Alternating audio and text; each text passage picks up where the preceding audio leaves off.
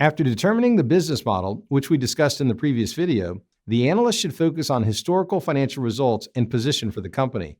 This is used to forecast financial statements and justify a valuation. For most companies, the beginning point is analyzing revenue.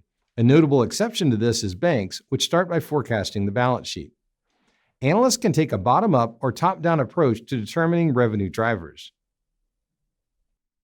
A bottom-up approach forecasts revenue by product line or segment, looking at the details like sales volume and price.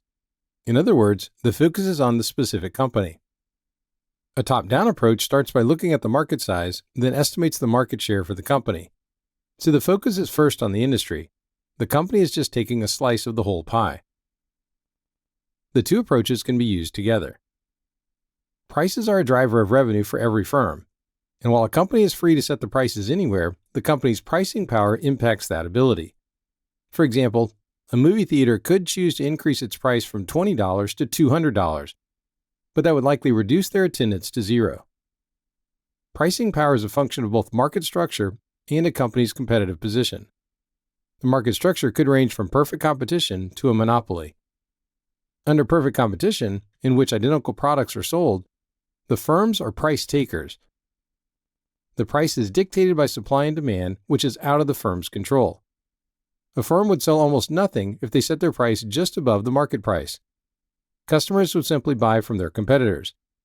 Setting prices below the market price would simply encourage other companies to also lower their prices. So the end result would be lower prices and profits for the industry. Many markets fit this description, like oil and gas producers, bank loans, and fresh food. Firms operating in less competitive markets, like monopolistic competition, oligopoly, or monopoly structures, have some degree of pricing power. They can change other features besides price, like quality of the product or length of guarantee.